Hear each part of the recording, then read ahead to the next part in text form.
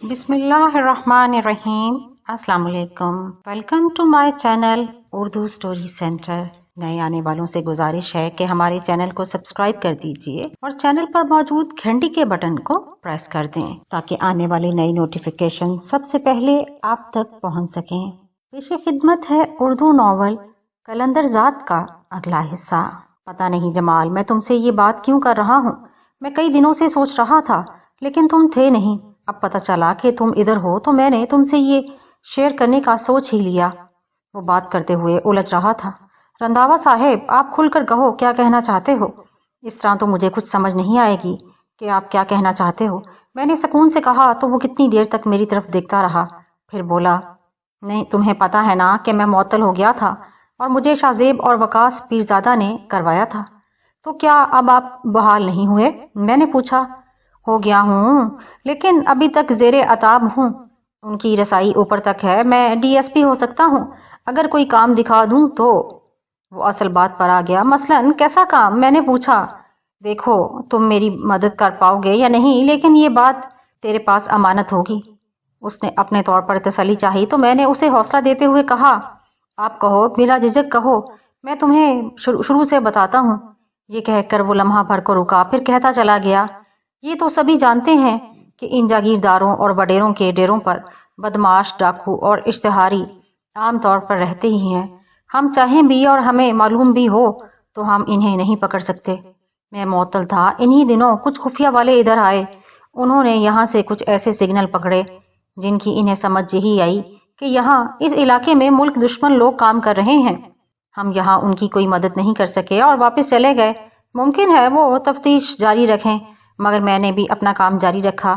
مہینہ بھر پہلے ہی مجھے معلوم ہوا ہے کہ یہاں چودھری شاہ نواز کے ڈیرے پر کچھ ایسے لوگ ہیں جو ملک دشمن ہیں۔ آپ کیا چاہتے ہو؟ میں نے ہی اسی سکون سے پوچھا تو صاف گوئی سے بولا، جمال، میں معطل ہوا، محکمے میں بڑی سبکی ہوئی، بحال بھی ہو گیا، کوئی گناہ ثابت بھی نہیں ہوا۔ نوکری ٹھیک ہے مگر میں اپنا تاثر ٹھیک کرنا چاہتا ہوں۔ میں بالکل یہ دعویٰ نہیں کرتا کہ میں یہ وطن کی محبت میں کرنا چاہتا ہوں۔ سال بھر بعد میں ریٹائر ہو جاؤں گا بس۔ یہ کہہ کر وہ اچانک خاموش ہو گیا۔ میں اس کی طرف دیکھتا رہا، پھر بولا، مجھے ایک بار وقاص پیرزادہ لے کر گیا تھا وہاں۔ یہ ان دنوں کی بات ہے جب شاہ زیب نے میرا گھر جلایا تھا۔ یاد ہے نا وہ دن؟ یاد ہے۔ تم نے دیکھا ہوا ہے ڈیرا؟ اس نے تیزی سے پوچھا تو میں نے اسبات میں سارے ہلاتے ہوئے کہا، ہاں میں نے دیکھا ہے، لیکن کیا آپ کو یقین ہے؟ اگر یقین ہے تو پھر پلان کیا ہے؟ دو باتیں ہیں، کھل کر ایک دم سے چھاپا مارا جائے یا پھر خفیہ طور پر وہاں جایا جائے۔ میں نے ان دونوں صورتوں میں ساری گیم اپنی طرف میں لے آؤں گا، اس کی تم فکر نہ کرو۔ اس نے میری آنکھوں میں دیکھتے ہوئے کہا، بندوں کے باروں میں مجھے پتا ہے یا وہ بھی معلوم کرنے پڑیں گے؟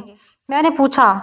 وہ کنفرم ہے، میرے پاس ان کی تصویریں ہیں، یہ سیل فون میں ہیں۔ اس نے اپنی جیب سے فون نکالتے ہوئے کہا، گڈ، لیکن ایک بات ہے رندھاوا، یہ بات ابھی تک ہضم نہیں کہ تم مجھے ہی کیوں بتا رہے ہو اور میری ہی مدد کیوں چاہتے ہو؟ تم یہ سب کچھ پہلے، بہت پہلے کر سکتے تھے۔ میں نے اسے شک کی نگاہ سے دیکھا۔ تمہارا یہ سوال بنتا ہے جمال، کیا آج ہی وہ تمہارے پاس نہیں آئے؟ اور پھر تم خود بتاؤ، اس علاقے میں کوئی دوسرا ہے؟ بتا دو جو یہ کام کر سکے۔ اس نے تیزی سے کہا، بات یہ نہیں، مجھ سے بہت بڑے بڑے جگرے والے لوگ یہاں موجود ہیں اس علاقے میں، تو وہ بھی تو تمہاری مدد کر سکتے تھے، تم ان سے بھی یہ کام لے سکتے تھے۔ مجھے معلوم تھا کہ تم میری بات مانو گے، اسی لیے میں نے تم سے یہ بات کی۔ میری طرف سے تو چاہے آج رات ہی کو یہ کام کر لو۔ اس نے بات ادھوری چھوڑ کر میری طرف دیکھا تو میں نے مسکراتے ہوئے کہا، آپ ساتھ ہوگے یا یہ کام مجھے ہی کرنا ہوگا؟ میں ساتھ ہوں گا، پوری نفری ہوگی۔ اس نے جوش سے کہا، مجھے پلان بتاؤ، سب کر لیں گے۔ میں نے ایک دم سے کہا تو وہ اٹھا اور اس کی چمکتی آنکھیں میری طرف کر کر بولا، میں صرف 2 گھنٹے میں تمہیں کال کرتا ہوں۔ یہ کہہ کر وہ میری بات سنی انسنی کرتا ہوا ادھر سے باہر نکل گیا۔ کراچی کے پوش علاقے میں موجود شاہد معین کے بنگلے میں پہنچے تو اس کا بیٹا وہیں اس کا منتظر تھا۔ دادا اپنے پوتے کو لے کر آ گیا تھا۔ جس وقت سارا اپنے بیٹے کو انتہائی جذباتی انداز میں مل رہی تھی، اس وقت جسپال کو اپنی ماں یاد آ گئی جب وہ اس دنیا سے گئی تھی، تو بلا شبہ اسے بھی اپنا ہی بیٹا یاد آیا ہوگا۔ وہ اس منظر میں وہ درندگی کو محسوس کر سکتا تھا۔ آنسوؤں میں لپٹی ہوئی خوشی کا منظر ہی عجیب ہوتا ہے۔ خوشگوار ماحول میں ڈنر کے بعد جسپال اور تانی باہر لان میں آ گئے۔ بڑے لان کے ساتھ پام اور پپیتے کے درخت تھے۔ لان کے چاروں طرف پھول کھلے ہوئے تھے۔ کراچی کی فضائیں بھی عجیب خمار آلود تھیں، جس پر تبصرہ کرتے ہوئے تانی بولی، جسپال کتنا اچھا موسم ہے۔ ہاں ہے تو ایسا ہی، تم نے صحرا میں زیادہ وقت گزارا ہے نا، اس لیے تجھے بھلا محسوس ہو رہا ہے۔ خیر اب بتاؤ کیا پروگرام ہے؟ چلیں واپس؟ اتنی بھی کیا جلدی ہے، ابھی تھوڑی دیر موسم کا مزہ لیتے ہیں، تانی نے خمار آلود لہجے میں کہا تو وہ تیزی سے بولا، اوئے میں اندر جانے کی بات نہیں کر رہا، واپس نور نگر جانے کی بات کر رہا ہوں، جمال کے پاس۔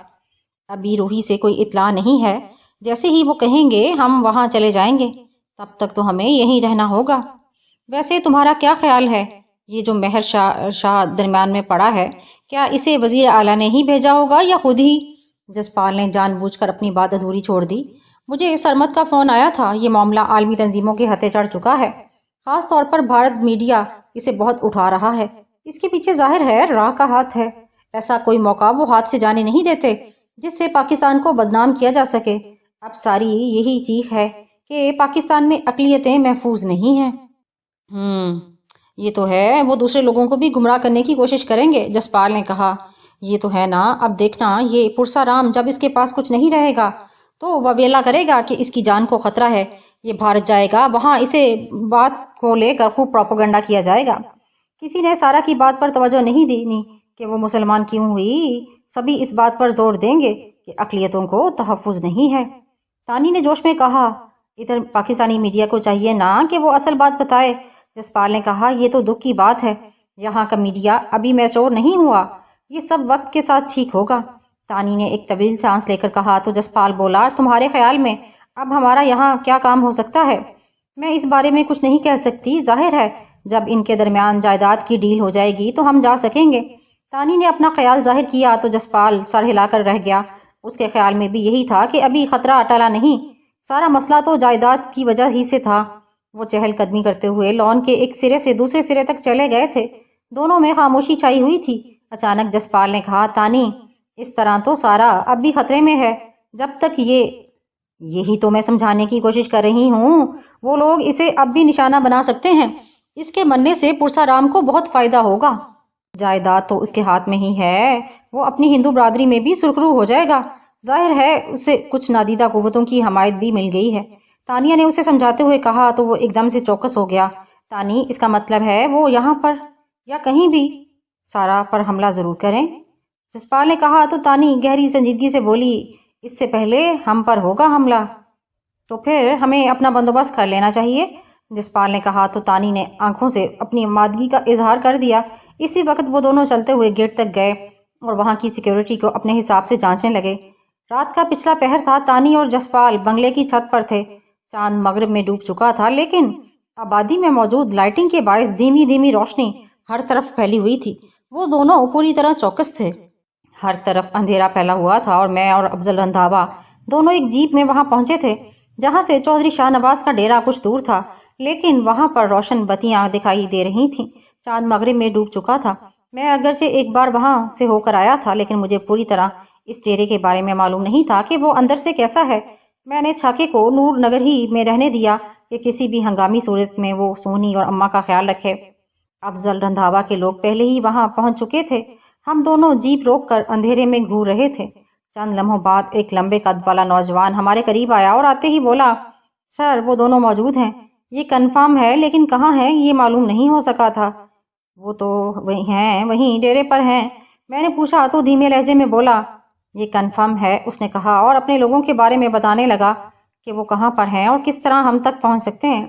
ذرا سی دیر میں پورا پلان ترتیب دے لیا گیا۔ ہم نے جیپ وہیں چھوڑی اور پیدل ہی ڈیرے کی جانب چل پڑے۔ وہ ڈیرے کی بائیں طرف والی مٹی سے بنی ہوئی دیوار تھی، اس کی اونچائی تقریباً 12 فٹ تو رہی ہوگی۔ میں اپنی ہتھیار سنبھالے اور دیواروں میں کیل ٹھونک کر چڑھنے لگا۔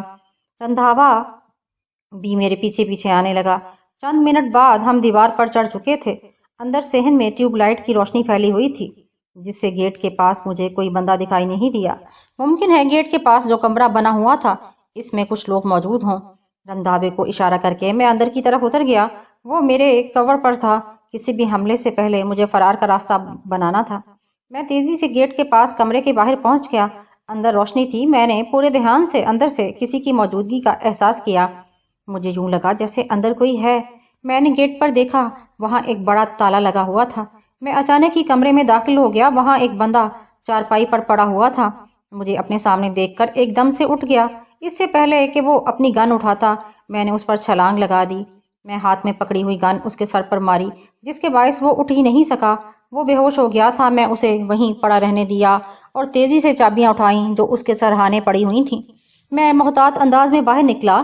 ارد گرد کسی کو بھی نہ پا کر میں نے گیٹ پر لگے تالے کو کھولنے کی کوشش کی۔ جلد ہی تالا کھل گیا۔ اب یہ رندھاوے کا کام تھا کہ وہ اپنی فورس لے کر کیسے اندر داخل ہوتا ہے۔ میں واپس کمرے میں آیا اور اسی چوکیدار کو ہوش میں لانے کی کوشش کرنے لگا۔ ذرا سی کوشش پر وہ ہوش میں آ گیا۔ وہ میری طرف خوفزدہ نگاہوں سے دیکھتے ہوئے بولا، کون ہو تم اور کیا چاہتے ہو؟ میں جو کوئی بھی ہوں، تمہیں اس سے کوئی سروکار نہیں۔ تمہیں صرف اتنا بتاؤ کہ وہ غیر ملکی کہاں ہے اور کس کمرے میں ہے؟ میں نے آہستگی سے پوچھا تو اس کی آنکھوں میں مزید خوف گہرا ہو گیا۔ یہاں کوئی غیر ملکی نہیں ہے، اس نے پھٹی ہوئی آواز میں کہا تو میں نے فوراً ہی اسے گردن سے پکڑ کر کہا، میں ایسے ہی نہیں انہیں یہاں لینے نہیں آ گئے، ہمیں پتہ ہے وہ یہیں ہیں۔ تم نہیں بتاؤ گے تو ہمیں ذرا دیر لگ جائے گی، ہم انہیں تلاش کر لیں گے، مگر تم جان سے جا سکتے ہو، بولو۔ میں نے سرد لہجے سے کہا تو وہ خاموش ہو گیا۔ ایسے میں دو نوجوان اس کمرے میں آ گئے تو وہ انہیں دیکھ کر بالکل ہی سہم گیا تھا۔ تبھی وہ سرسراتے ہوئے لہجے میں بولا، اندر والا گیٹ پار کر کے دائیں ہاتھ والے دوسرے کمرے میں ہیں وہ، اگر آپ زیادہ شور نہیں کریں گے تو انہیں لے جا سکتے ہیں۔ وہ اس وقت نشے میں دھت ہیں۔ وہ فر فر بولنے لگا تھا، دیکھو اگر تمہاری یہ معلومات درست ہوئیں تو تجھے کچھ نہیں ہوگا، اور اگر غلط ہوئیں تو… میں نے کہنا چاہا تھا کہ وہ میری بات کاٹ کر بولا، 100% درست ہیں جی، اسے لے جاؤ اور اپنی حفاظت میں رکھو، میں نے کہا اور باہر آ گیا۔ چند جگہوں پر نوجوان پوزیشن لے چکے تھے، بلا شبہ وہ تربیت یافتہ تھے۔ میرے پیچھے دو لڑکے تھے۔ میں بلا جھجک اندر والے گیٹ پر پہنچ گیا۔ فضا میں سکوت طاری تھا، خاموشی گہری تھی، جھنگڑوں اور دور کہیں مینڈکوں کے ٹرانے کی آوازیں آ رہی تھیں۔ میں نے محتاط انداز میں چند سیڑھیاں چڑھیں اور انہیں پار کر کے کچھ قدم چلتا ہوا اندرونی عمارت کے گیٹ پر جا پہنچا۔ میں نے ادھر ادھر دیکھا اور اندر کی سن گن لینے کی کوشش کی، سوائے سناٹے کے مجھے کچھ محسوس نہیں ہوا۔ میں نے گیٹ کو ذرا سا دھکیلا تو وہ کھلتا چلا گیا۔ اگرچہ یہ کوئی نئی یا انوکھی بات نہیں تھی، وہ ڈیرا تھا، کوئی بھی کسی وقت بھی اندر باہر آ جا سکتا تھا، لیکن اس وقت گیٹ کھلے ہونے پر میرا ماتھا ٹھنکا تھا۔ میں نے ذرا سا دروازہ کھول کر اندر جھانکا تو راہداری میں چھوٹے بلب کی دھیمی روشنی پھیلی ہوئی تھی۔ دونوں طرف کمرے تھے جہاں میں ایک بار پہلے بھی آ چکا تھا۔ مجھے باہر سے یہی بتایا گیا تھا کہ وہ دونوں غیر ملکی اندر والا گیٹ پار کر کے دائیں طرف والے دوسرے کمرے میں ہیں۔ میں اندر چلا گیا۔ وہ دونوں لڑکے میرے کور پر گیٹ کے ساتھ لگ کر کھڑے ہو گئے۔ میں بتائے گئے کمرے کے باہر جا کر کھڑا ہو گیا اور دروازے کے ہینڈل پر ہاتھ کا دباؤ بڑھایا۔ دروازہ لاک تھا۔ اس وقت میں نے اپنا پسٹل دائیں سے بائیں ہاتھ میں کیا اور دائیں ہاتھ سے جیب میں پڑی ماسٹر کی نکال رہا تھا کہ دروازہ اچانک کھل گیا اور اگلے ہی لمحے میرے ماتھے پر پسٹل کی سرد نال آن لگی۔ بلا شبہ اسے میری آمد کے بارے میں معلوم ہو گیا تھا۔ میری تمام تر احتیاط اور پلاننگ ضائع ہو گئی تھی۔ انہیں کیسے پتہ چلا؟ اس سوال پر سوچنے کے بجائے میں اپنے سامنے کھڑے اس ادھیڑ عمر کے شخص کو دیکھ رہا تھا جو انتہائی طنزیہ انداز میں مجھے گھور رہا تھا۔ میری تمام تر توجہ اس کی طرف تھی۔ میں اس کو پیچھے نہیں دیکھ سکا کہ اندر کون کون ہے۔ اس نے انتہائی حقارت سے میری آنکھوں میں دیکھتے ہوئے کہا، ابھی تم کچے شکاری ہو، اتنے پختہ نہیں ہوئے کہ شیر کی کچھار میں داخل ہو کر اس کا شکار کرو۔ لاؤ اپنا پسٹل مجھے دے دو۔ آخری لفظ اس نے بڑے تحکمانہ انداز میں کہے تو میں جواب دینے کے بجائے اچانک جھکا۔ اسی دوران میں نے اسے اپنا گھٹنا اٹھا کر اس کی ٹانگوں کے درمیان پوری قوت سے مارا۔ اس کے ساتھ ہی اس شخص کے پسٹل سے فائر ہو گیا۔ وہ دوہرا ہو چکا تھا۔ میں نے لمحے کے آدھے حصے کا فائدہ اٹھاتے ہوئے اس کی گردن پر زور سے ہاتھ مارا۔ وہ دروازے کے درمیان فرش پر گر پڑا۔ میں نے پوری قوت سے اس کے منہ پر ٹھوکر ماری تو اس کے منہ سے عجیب قسم کی آواز نکلی۔ تبھی میں نے سامنے دیکھا بیڈ پر بیٹھی ہوئی ایک حسینہ میری جانب پسٹل تانے ہوئے تھی اور اس سے ذرا ہٹ کر ایک نوجوان بے بسی سے میری جانب دیکھ رہا تھا۔ شاید وہ افسوس کر رہا تھا کہ اس کے پاس کوئی ہتھیار کیوں نہیں ہے۔ وہ حسینہ کوئی فائر اس لیے نہیں کر پا رہی تھی کہ میری پشت پر سے وہی دو لڑکے بھی اپنی گنوں کے ساتھ اس پر نشانہ لیے کھڑے تھے۔ میں اس ادھیڑ عمر کے شخص پر پاؤں رکھ کر کمرے میں چلا گیا۔ وہ دونوں حیرت سے میری طرف دیکھ رہے تھے۔ میں اس حسینہ کے پاس گیا اور اس کے پسٹل پر ہاتھ ڈال دیا جو اس نے آرام سے چھوڑ دیا۔ پسٹل ہاتھ سے بیڈ پر گرنے کے دوران اس کے چشمے زدن میں کلا بازی کھائی اور اس طرح میرے گلے آ لگی کہ پلٹ کر فرش پر میں جا گرا۔ ایک لمحے کے لیے تو مجھے تارے نظر آ گئے۔ میری گدی پر چوٹ لگی تھی، میں سنبھل ہی رہا تھا کہ اس نے اپنا ہاتھ میرے پسٹل پر ڈال دیا۔ میں اس کی ہمت کی داد دیے بغیر نہ رہ سکا، وہ مجھ سے پسٹل چھین چکی تھی۔ اگلے ہی لمحے اس نے وہ پسٹل تان لیا اور بولی، تم کیا سمجھتے ہو کہ ہم اتنی آسانی سے تمہارے ہاتھ آ جائیں گے؟ بولو کون ہو تم؟ اس لڑکی کے لہجے میں حکم کے ساتھ حقارت بھی تھی۔ تبھی میں نے اس کی آنکھوں میں دیکھ کر کہا، تم میرے ہاتھ ہی نہیں آئی ہو بلکہ میرے سینے سے بھی لگی بیٹھی ہو، اور کتنا قریب آؤ تمہارے۔ ارے بکواس بند کرو اور بتاؤ ورنہ گولی مار دوں گی، وہ چیختے ہوئے بولی۔ تمہارا چاہنے والا ہوں ڈارلنگ، میں پھر سے طنزیہ لہجے میں کہا تو وہ بھنا گئی۔ اس نے میرے گردن پر دباؤ بڑھاتے ہوئے کہا، تم ایسے نہیں مانو گے، اپنے لوگوں سے کہو ہتھیار پھینک دیں۔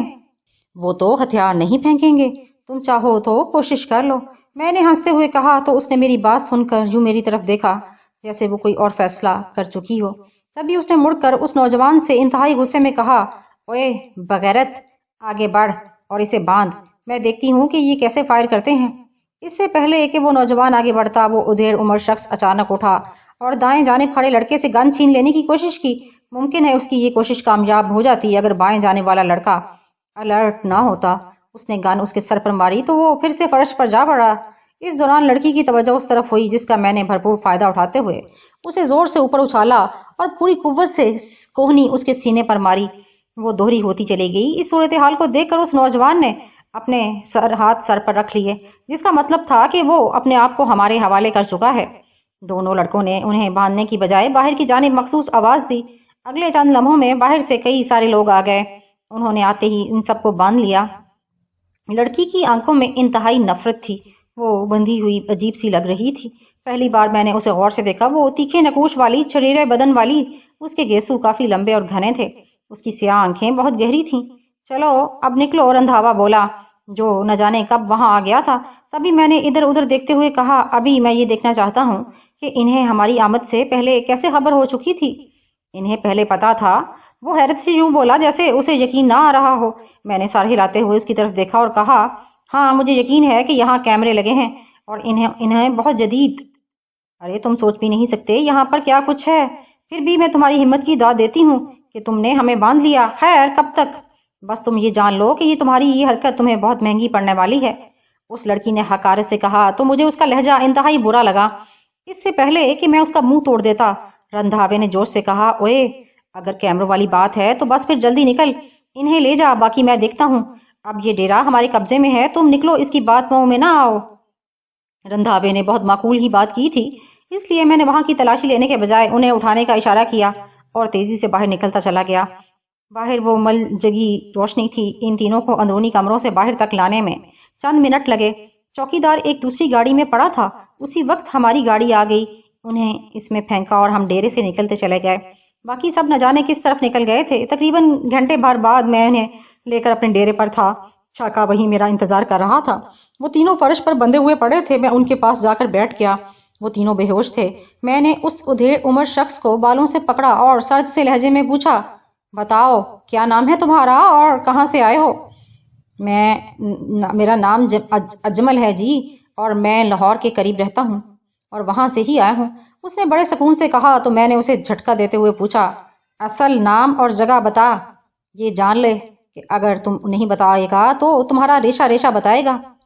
تو ہر ریشے ہی سے پوچھ لینا، اس نے لاپرواہانہ انداز میں کہا۔ تو مجھے تپ چڑھ گئی، میں نے خود پر کنٹرول کرتے ہوئے کہا، چلو پھر ایسے ہی صحیح۔ یہ کہہ کر میں اٹھ گیا اور قریب کھڑے لڑکے سے کہا، اس کے کپڑے اتارو اور دیکھو یہ مسلمان ہے یا نہیں۔ تمہیں کوئی شدید غلط فہمی ہو گئی ہے مسٹر، ہم یہاں اپنے سرکاری کام سے موجود ہیں، چاہے تو چودھری شاہ نواز کو بلا کر پوچھ لو، بعد میں مت پچھتانا میں تم سے۔ اس کے الفاظ ابھی اس کے منہ میں ہی رہ گئے۔ وہ لڑکا اس کے کپڑے اتارنے لگا، وہ اس کے قابو میں نہیں آ رہا تھا، اس لیے باہر سے دو مزید لڑکے آ گئے۔ چند منٹ کے بعد اس کے کپڑے اتار دیے گئے۔ وہ مسلمان نہیں تھا۔ دیکھو میں تم پر تشدد نہیں کرنا چاہتا، اپنے بارے میں اصل بات بتا دو گے تو ممکن ہے تمہارے بارے میں اچھا سوچ لوں۔ تم لوگ کون ہو؟ اس نے ڈھیلے سے لہجے میں پوچھا۔ تو میں نے ہنستے ہوئے کہا، ہمیں بزنس مین کہہ لو، ہر طرح کا کاروبار کرتے ہیں، جیسے جنگل سے کوئی جانور پکڑ لیا اور اسے ایسے شخص کو بیچ دیا جو اس جانور کو پسند کرتا ہو، جیسے تم لوگ۔ ہم انہیں دے دیں گے جنہیں تمہاری ضرورت ہے، وہ تم لوگوں کو بیچیں یا رکھ لیں یا مار دیں یا پھر انہیں ہی واپس کر دیں جس نے تم لوگوں کو پالا ہے۔ ہمیں تو نوٹوں سے غرض ہے پیارے، مطلب تم سمجھ ہی گئے ہوگے، اغوا برائے تاوان۔ میں تمہیں نوٹ دیتا ہوں، تم ہمیں چھوڑ دو، اس نے تیزی سے کہا۔ کیسے دو گے؟ تم تو ہمارے پاس ہو اور تمہارے تن پر کوئی کپڑا نہیں جس میں کوئی پیسہ پڑا ہو۔ میں نے اس کا مذاق اڑاتے ہوئے کہا، دیکھو چودھری شاہ نواز کو پیغام دے دو، تمہیں تمہاری مطلوبہ رقم مل جائے گی۔ وہ سنجیدگی سے بولا، میں اپنی مطلوبہ رقم کا اندازہ کیسے لگاؤں گا؟ یہ تو پتہ چل گیا ہے کہ جو تعارف تم نے کرایا ہے وہ غلط ہے، تم جو کوئی بھی ہو اپنا آپ چھپا رہے ہو۔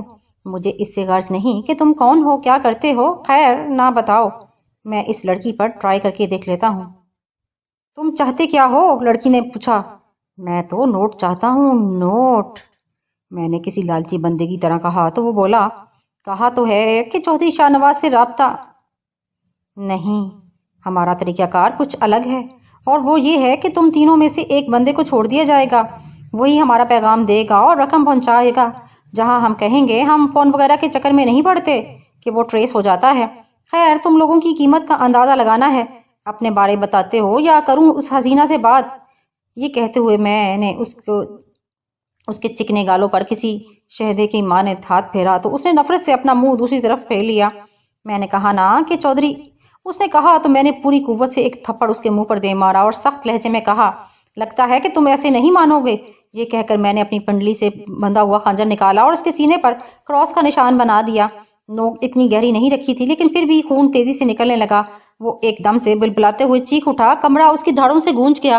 میں نے قریب رکھا ہوا نمک اٹھایا اور اس کے زخموں پر بھرتے ہوئے کہا، سنا ہے یہ تمہارے ملک میں بڑا مہنگا ہے اور ہم اسے کھانے کے بجائے یوں بھی استعمال کرتے ہیں، اب بھی بولو گے یا؟ میں نے یہ کہتے ہوئے اس کی ران کی طرف اشارہ کیا، میں اجمل ہوں، اجمل مسیح، تمہیں غلط فہمی ہوئی ہے کہ میں کسی دوسرے ملک سے تعلق رکھتا ہوں، اس نے دھاڑتے ہوئے کہا تو میں نے اس کی ران پر زخم بنا دیا اور کہا، تم سوچو میں اس حسینہ سے پوچھتا ہوں۔ میں یہ کہہ کر اس کی طرف لپکا تو وہ تیزی سے بولی، اتنے مرد ہو تو مجھے کھول کر۔ لفظ ابھی اس کے منہ میں ہی تھے کہ میں نے خنجر کی نوک اس کی گردن پر رکھ دی۔ میں نہیں چاہتا کہ میرے نوٹ کم ہو جائیں لیکن ایسا بھی نہیں کہ تجھے زندہ رکھوں۔ یہ کہتے ہوئے میں نے لڑکوں کی جانب دیکھا اور اس نوجوان کے بھی کپڑے اتارنے کا اشارہ کیا۔ تبھی وہ لڑکا تیزی سے بولا، میں مسلمان ہوں اور یہ دونوں انڈین ہندو ہیں، میں فرحان ہوں اور میں تمہیں ساری بات بتا دیتا ہوں۔ ٹھیک ہے تم بتاؤ، اگر تمہاری بات کی تصدیق ہو گئی تو؟ میں نے جان بوجھ کر فکرہ ادھورا چھوڑ دیا اور اس کی طرف دیکھنے لگا۔ اس نے ایک لمحے کو سوچا اور کہنے لگا، میں لاہور رہتا ہوں، علامہ اقبال ٹاؤن میں، یہ مجھے وہیں ملی، پہلی بار میں نے اسے مارکیٹ میں دیکھا تھا، پھر ہم میں بس تعلق ہو گیا، پھر یہ اچانک غائب ہو گئی، تقریباً 1 سال بعد مجھے ملی، مجھے پتہ ہی نہیں چلا کہ یہ مجھ سے کیا کام لیتی رہی۔ اب جب کہ میں پولیس کی نظروں میں مشکوک ہو گیا تو اس نے مجھے یہاں بلا لیا۔ یہاں آ کر مجھے پتہ چلا کہ یہ مشکوک لوگ ہیں اور ان کا تعلق بھارت سے ہے۔ اگر تمہارے بارے میں لاہور سے پتہ کیا جائے تو؟ لفظ ابھی میرے منہ ہی میں تھے کہ چھاکے نے رندھاوے کے آ جانے کی خبر دی۔ میں دیر اس لیے کر رہا تھا کہ رندھاوا انہیں آ کر لے جائے، یہ اس کا سر درد تھا کہ وہ کون ہے اور یہ اس نے ثابت کرنا تھا۔ میں نے تو محض اس کی مدد کی تھی لیکن میں کسی نہ کسی طرح شاہ نواز کو اپنے سامنے کھولنا چاہتا تھا۔ مجھے معلوم تھا کہ آج نہیں تو کل ان کے بارے میں اسے پتہ چل جانا ہے کہ میں نے اغوا کیا ہے۔ میری دشمنی تو بن جانی تھی لیکن کم از کم اسے یہ تو معلوم ہوتا کہ وہ بھی غیر ملکی ایجنٹ ہے۔ اس لیے میں باہر چلا گیا۔ رندھاوا باہر لڑکوں کے پاس بیٹھا ہوا تھا، مجھے دیکھ کر کھڑا ہو گیا۔ چودھری شاہ نواز پاگل ہو رہا ہے، اس کے بندے تھانے میں بیٹھے ہیں تاکہ یہ آئیں اور انہیں لے جائیں، مگر میں انہیں اب ان کے ہاتھ میں نہیں دینے والا۔ وہ تیزی سے بولا، تو پھر انہیں لے جاؤ رندھاوا، مگر شاہ نواز کو کب پکڑنا ہے وہ میرے لیے درد سر بن جائے گا۔ میں نے کہا تو وہ بولا، اس پر میں ہاتھ نہیں ڈال سکتا، خفیہ والے ہی ڈالیں گے ہاتھ اس پر، لیکن میں چاہتا ہوں کہ وہ ابھی ہتھے چڑھ جائے اور وہ تیرے خفیہ والے اسے بھی لے جائیں۔ میں نے تیزی سے کہا، یہ تو پھر بات کرنا پڑے گی۔ اس نے سوچتے ہوئے کہا، تو میں نے اسے اغوا والی بات بتا کر کہا، ایک کوشش کر لیتے ہیں، تو ان لوگوں سے بات کر، ممکن ہے ابھی وہ نہیں تو اس کا کچھ نہ کچھ تو ثبوت ملے یار، چل جیسے تو چاہے کوشش کر لے، اس نے سوچتے ہوئے کہا اور میرے ساتھ اندر چل دیا۔ وہ تینوں فرش پر بیٹھے ہوئے تھے۔ رندھاوا اندر جا کر انہیں دیکھتے ہوئے بولا، اب ان کا کیا کرنا ہے؟ بات کر لی ان کی؟ نوٹوں کا معاملہ طے ہو گیا ہے نا، اس کے بعد جو ہو ہمیں کیا؟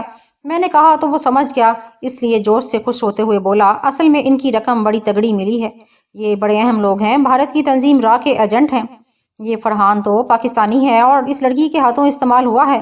اس کا باپ اتنی زیادہ رقم نہیں دے رہا ہے. اسے شاید چھوڑنا پڑے. اور ان لوگوں کے بارے تو ہم ان کی حکومت سے بات نہیں کر سکتے. انہیں تو مارنا ہی پڑے گا. میں نے سکون سے کہا تو وہ جلدی سے بولا، ارے نہیں نہیں، میں نے ان کے پکڑنے سے پہلے ہی سارے آپشن دیکھے تھے. ان کی حکومت سے نہ صحیح ان کے مخالفین تو ہیں. چل پھر ڈن کر اور انہیں یہاں سے غائب کر. میں نے اطمینان سے کہا، دیکھو اگر تم لوگوں کو دولت ہی چاہیے تو میں دے سکتا ہوں. اس نے کہا جس نے اپنا نام اجمل مسیح بتایا تھا. کیسے دے پاؤ گے تم؟ رندھاوے نے پوچھا. صرف ایک بار چودھری شاہ نواز سے بات کر لیں، میں گارنٹی دیتا ہوں کہ وہ منہ مانگی رقم دے دے گا. آپ لوگ بات تو کرو. اس نے الجھتے ہوئے کہا. تو میں بولا، تم نے اپنے بارے میں درست نہیں بتایا تو میں یہ بات کیسے مان لوں؟ تمہارا یا شاہ نواز کا کیا اعتبار؟ اب جاننے کی ضرورت نہیں تھی. مجھے صرف یہ پتا ہے کہ ان کے نوٹ مل رہے ہیں. میں ابھی انہیں لے جاتا ہوں. رندھاوے نے کہا، دیکھو ایک بار میری بات کرا دو. لڑکی نے کہا. تو میں ایک دم سے بولا، چلو تیری بات مانتے ہیں، کرتے ہیں فون. میرے یوں کہنے پر ان کے چہروں پر ایک دم سے رونق آ گئی. مجھے ایسی بات کرنے کا تجربہ تھا. میں نے اس کا نمبر پوچھا اور باہر آ کر روہی میں فون ملا کر انہیں نمبر دے دیا. چند منٹوں کے بعد رابطہ ہو گیا. میں نے اپنی آواز بدلتے ہوئے کہا، تیری ڈیرے سے جو لوگ اغوا ہوئے ہیں وہ میرے پاس ہیں. تو جو کوئی بھی ہے وہ لوگ زندہ رہیں یا مر جائیں، لیکن تو زندہ نہیں رہے گا. میں تجھے ڈھونڈ نکالوں گا. تجھے پتا نہیں تو ارے بکواس کرتا رہے گا یا اپنے رشتہ داروں سے بات بھی کرے گا جو تیرے ساتھ بات کرنے کو بےتاب ہیں؟ بات کراؤ. اس نے کہا. تو میں نے فون اس لڑکی کو دے دیا. اس نے فون کان سے لگاتے ہی کہا، شاہ نواز جی، انہیں ان کی مطلوبہ رقم دے دیں، وہ آپ کو مل جائے گی. پھر دوسری طرف سے نہ جانے کیا سنتی رہی، لیکن میں بات مکمل نہیں ہونے دی اور فون لے کر کہا، اب کیا خیال ہے؟ جتنی چاہو اور جہاں چاہو. میں رقم تجھے ابھی دینے کے لیے تیار ہوں، لیکن میرے بندوں کو کوئی نقصان نہیں ہونا چاہیے. اس نے سخت لہجے میں کہا. نہیں ہوگا اگر تم نے وعدہ خلافی نہ کی تو. میں نے کہا، نہیں وعدہ خلافی نہیں ہوگی، رقم بولو. اس نے کہا. تو میں بولا، 3 کروڑ. میں نے اس سے رقم مانگ لی تو اس نے لمحہ بھی ضائع نہیں کیا اور بولا، ٹھیک ہے پھر ڈن ہو گیا. اس نے رقم دینے کا وعدہ کر لیا. میں نے اسی وقت طے کر لیا کہ رقم کیسی لینی ہے اور بندے کیسے دینے ہیں. وہ مان گیا. میں اور رندھاوا پھر باہر آ گئے. چوہا بل سے باہر آ رہا ہے، میں ساری صورتحال بتاتا ہوں. یہ کہہ کر رندھاوے نے فون پر بات کی. ہم وہیں کھڑے تھے، شاید وہ لوگ قریب ہی تھے. کچھ ہی دیر بعد چند فوجی جو اس وقت عام شلوار قمیض میں تھے تیزی سے اندر آئے اور کمرے کی جانب بڑھے. انہوں نے زیادہ وقت نہیں لیا. ان تینوں کو اٹھا کر لے گئے. ایک میجر رینک کے آفیسر کے سامنے یہ کاروائی ہوتی رہی. ٹرک ان تینوں کو لے کر چلا گیا تو وہ آفیسر میرے پاس آیا اور ہاتھ ملا کر بولا، مسٹر جمال، آپ نے بہرحال ایک اچھا کام کیا ہے اور یہ بھی شاہ نواز اب سامنے آ گیا ہے. اگر آپ مجھے اجازت دیں تو میں اس شاہ نواز کو پکڑتا ہوں. میں نے تیزی سے کہا تو وہ مضبوط لہجے میں تیزی سے بولا، نہیں، اب ہم اسے پکڑ لیں گے.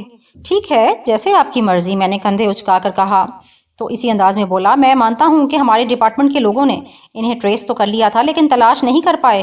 یہ ایک امر ناتھ تھا اور وہ لڑکی مالنی دیوی تھی. یہ دونوں تقریباً 6 سال سے اسی علاقے میں کام کر رہے ہیں. وہ لڑکا فرحان اس لڑکی کے جال میں پھنس گیا تھا. یہ اس لڑکے سے مختلف کام لیتی تھی. اسے اپنی محبت وغیرہ کا چکر دیا ہوا تھا جو ان کا طریقہ ہوتا ہے. آپ کو تو معلوم ہی ہوگا. چلیں اب تو میدان صاف ہو گیا، لیکن مجھے نہیں لگتا ان کے اثرات تو یہاں ہوں گے. میں نے کہا تو وہ بولا، ظاہر ہے ان کے اثرات ابھی یہاں ہوں گے اور ممکن ہے ہوں بھی. شاہ نواز کے پاس یہ چھپے ہوئے تھے، اسے ابھی پکڑنا ہے. آپ محتاط رہنا، وہ ہاتھ آ گیا تو پھر میدان صاف ہوگا. میں آج کل میں آپ کے ساتھ دوبارہ ملتا ہوں. آپ نے پلان کر لیا، شکریہ. اگر وہ ابھی ہاتھ نہ آیا تو میں نے پوچھا، تو پھر ہمارے پاس دوسرے راستے بھی ہیں. اس نے تیزی سے کہا، میجر، جیسے یہ آپ کا وطن ہے ویسے ہی میرا بھی ہے. مجھے اپنے وطن کے لیے کام کر کے خوشی ہوگی. میں آپ کا انتظار کروں گا. میں نے اس کا ہاتھ چھوڑتے ہوئے کہا تو وہ مسکرا کر پلٹ گیا. او یار جمال، تیری مہربانی، لیکن بہت خیال رکھنا. شاہ نواز کی کہانی اب تم ختم سمجھو. رندھاوے نے کہا، ہاتھ ملایا اور تیزی سے اپنی گاڑی کی طرف چلا گیا. اس وقت دن نکلنے کو تھا جب ہر طرف ایسی خاموشی چھا گئی. وہ طوفان آنے سے پہلے کی ہوتی ہی. جسپال چھت پر ٹہلتے ہوئے تھک گیا. ان دونوں نے ساری رات مختلف پہلوؤں سے پلان کیا تھا. اگر دشمن یوں آیا تو ہم ایسے کریں گے. وہ باتیں کر کے تھک گئے تو خاموش ہو گئے. اس نے چاروں طرف دیکھا تو تانی کے پاس پڑی کرسی پر آ کر بیٹھ گیا. تبھی تانی نے ریسٹ واچ میں دیکھتے ہوئے نیند سے بوجھل بھری آواز میں کہا، लगता है ये रात सुकून से गुजर जाएगी। अच्छा है सुकून से गुजर जाए, सारा बेचारी न जाने कब से सुकून की नींद नहीं सोई, आज वो भी सुकून से सो रही है। जसपाल ने धीमे से लहजे में कहा तो तानी हंसते हुए बोली, उसने तुम्हें नींद में जाकर बताया कि अब मैं सुकून से सो रही हूँ? नहीं, अभी कुछ देर पहले मेरी शाहद से बात हुई है। वो जाग रहा है। अपनों को बचाने और उनकी हिफाजत का खौफ इंसान को बेचैन रखता है। कितने दिनों बाद उसे अपना बेटा देखना नसीब हुआ। बाप मिला, कभी कभी आसूदगी भी इंसान को बेचैन कर देती है। जसपाल ने हसरत आमेज लहजे में कहा तो तानी उठते हुए बोली, जसपाल तुम ये मोटी मोटी बातें कब से करने लगे हो? रोही में तुम ऐसे नहीं थे, बड़े लाउबाली और गैर संजीदा किस्म के बंदे थे ना। वक्त वक्त की बात है प्यारी। ये कहते हुए वो भी मुस्कुरा कर उठ गया।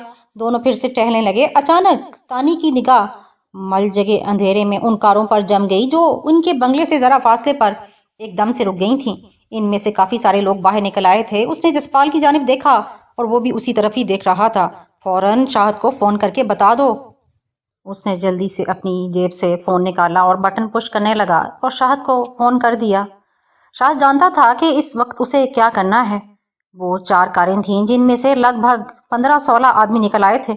उन्होंने आहिस्ता आहिस्ता बंगले को घेरना शुरू कर दिया। जसपाल इनके तरीके को समझ गया था। तानी ने शाहद को बता दिया था कि सिक्योरिटी वाले अलर्ट हो गए थे। इनमें से कुछ लोग बंगले के पीछे आ गए थे। लग रहा था कि एकदम से चारों तरफ से हमला करेंगे।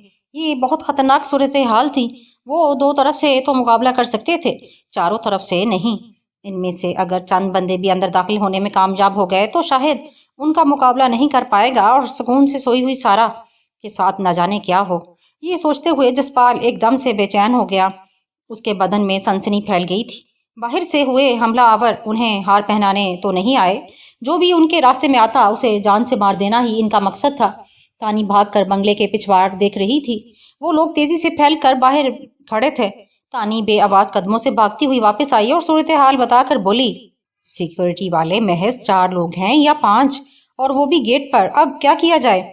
इनकी जान ले लेंगे या अपनी जान दे देंगे, बस इतना ही होगा। तुम बुलेट जाया मत करना, समझ लेना जमाल तुम्हारा इम्तिहान ले रहा है। जो उसने सिखाया है उसे जाया मत कर देना तानी। जसपाल के लहजे में दरिंदगी ओद आई थी। लफ्ज उसके मुंह में ही थे कि दाएं जाने वाली दीवार से एक शख्स कूद कर अंदर आ गया। जसपाल ने अपनी गन सीधी की और फायर दाग दिया। अगले ही लम्हे एक चीख फजा में बुलंद हुई और बाहर हलचल मच गई। इसके साथ ही तेज फायरिंग से माहौल गूंज उठा। हर तरफ से गोलियां बरसना शुरू हो गई थीं। जसपाल और तानी छोटी दीवार की आड़ में निशाना लगाते और आगे बढ़ जाते। कुछ ही मिनटों में काफी सारे लोग गिर चुके थे। माहौल पर एकदम से सकूत तारी हो गया। इसी दौरान जसपाल का फोन बज उठा। वो कोई अजनबी कॉल थी। जसपाल ने फोन रिसीव किया तो दूसरी तरफ से तेजी में कहा गया, जसपाल जसपाल घबराना नहीं, हम तुम्हारी मदद को पहुंच रहे हैं। हमसे पहले कुछ लोग आएंगे, वो बाहर मौजूद लोगों की मदद को पहुंच रहे हैं, बस चंद मिनट इन्हें रोके रखो। तुम कौन हो? उसने पूछा। ये तारुफ का वक्त नहीं, हम इन्हें संभाल लेंगे, बस चंद मिनट। ये कहकर उसने फोन बंद कर दिया। जसपाल ने फोन सेट को घूरा और उस तानी के पास जाकर कॉल के बारे में बताया। वो फक्त सर हिलाकर रह गई। ऐसे ही वक्त में 2 केबन गाड़ियां वहां आ रुकी।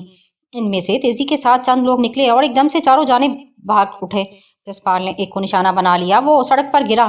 तभी दाएं जानिब कंपाउंड में एक दस्ती बम आग कर गिरा, जिसके धमाके से खिड़कियां तक लड़ज उठी। इसके साथ ही चंद लोग दीवार पार करके अंदर आ गए। तानी ने जैसे ही एक को निशाना बनाया, गोलियों की बौछार आई। अगर तानी लम्हे के भी आधे वक्त में ना झुकती तो उसका बदन छलनी हो जाता। उसी वक्त बाएं जानिब एक दस्ती बम और आन गिरा। इसके साथ ही कुछ बंदे अंदर आ गए। इन्हें ये अच्छी तरह मालूम हो गया था कि जो भी फायरिंग हो रही है ऊपर छत पर से हो रही है। वो इन्हें उठने का मौका ही नहीं दे रहे थे। वो मुसलसल छत पर फायरिंग कर रहे थे। सूरत हाल संगीन हो गई थी। ऐसे में जसपाल का फोन बज उठा। उसने कॉल पिक की तो दूसरी तरफ वही बोला, हौसला रखना, मैं पहुंच गया हूँ। इसके साथ ही फोन बंद हो गया। इस वक्त तानी जसपाल के करीब आ गई और ऊंची आवाज में बोली, सारा और शाहद का कुछ पता है? वहां क्या सूरत हाल है? उसके यूं कहने पर जसपाल ने एक लम्हे के लिए सोचा और उसकी तरफ देखकर बोला, तुम फौरन नीचे चली जाओ, वो घबरा कर कुछ उल्टा सीधा ना कर ले। चलो जाओ, जल्दी जाओ। ये सुनते ही नीचे तानी भागी। जसपाल ने नीचे देखा। बंगले के इर्द गिर्द काफी सारे लोग थे और कुछ कंपाउंड में आ चुके थे। वो धीरे धीरे आगे बढ़ रहे थे। बिलाशुबा उनका मकसद सारा और शाहद को जिंदा पकड़ना था। ورنہ अब तक वो इन्हें ख़त्म करने के लिए बहुत कुछ कर सकते थे। जैसे ही जसपाल ने ये सोचा, उसने ताक ताक कर कंपाउंड में मौजूद हमलावरों का निशाना लेने लगा। किसी की चीख बुलंद होती तो उसके साथ ही ब्रस्ट ऊपर की जानिब मार दिया जाता। इसी निशानाबाजी में थोड़ा वक्त गुजरा था कि बाहर एकदम से फायरिंग शुरू हो गई। जसपाल ने बाहर की तरफ देखा, कुछ मुख्तलिफ गाड़ियां सड़क पर रुक रही थीं। इनमें से काफी सारे लोग बाहर आकर इन हमलावरों पर बेदरेग फायरिंग कर रहे थे। अचानक ही माहौल बदल गया। इनके पीछे ही पुलिस की गाड़ियां आ गईं। हमलावर भागने लगे। जो बचे थे उनमें से उनकी पकड़ धकड़ शुरू हो गई। जसपाल तेजी से नीचे आया। जख्मियों के लिए एम्बुलेंस आ चुकी थी। सारा, शाहद, उसका बेटा मुराद और बाप एक कमरे में थे और उनके पास तानी मौजूद थी। जसपाल बाहर कंपाउंड में आ गया तो एक लंबा तड़ंगा नौजवान, जिसके बाल काफी लंबे और स्याह थे, घनी दाढ़ी, भारी मूंछें और कसरती बदन का मालिक, वो नौजवान अपनी बड़ी बड़ी आंखों से उसे देख रहा था। उसने अपने पतले पतले गुलाबी लबों पर मुस्कुराहट लाकर कहा, तुम जसपाल हो ना? हाँ, और तुम? उसने पूछा। अभी मैंने ही फोन किया था तुम्हें। बदर है नाम मेरा। ये कहते हुए उसने अपना हाथ बढ़ाया तो जसपाल ने उसका हाथ थाम लिया। कौन हो तुम और ये हमलावर कौन? जसपाल ने पूछना चाहा तो वो बात काट कर बोला, सब कुछ मालूम हो जाता है, आओ। ये कहकर वो बंगले के पीछे चला गया। वहां 3 बंदे पकड़े हुए थे। उनके पास चंद लोग गने लिए खड़े थे। इन्हें देखकर बदर ने जसपाल से कहा, बाकी सबको पुलिस ले गई है। जख्मी अस्पताल में होंगे और बाकी हवालात में। ये बचे हैं, इनसे सारी बात पूछते हैं। ये कहते हुए वो के करीब चले गए। गनों वाले 2 कदम पीछे हट गए। बदर ने जाते ही एक बंदे की पसलियों में ठोकर मारते हुए कहा, अब शुरू हो जा मेरे लाल। किसने भेजा है तुम लोगों को? जमीन पर पड़ा हुआ शख्स कराह कर रह गया, मगर जुबान से कुछ नहीं बोला। चंद लम्हे इंतजार के बाद जब वो नहीं बोला तो गन लिए हुए शख्स ने कहा, मैं जानता हूँ जी, ये कौन है और किसके बंदे हैं?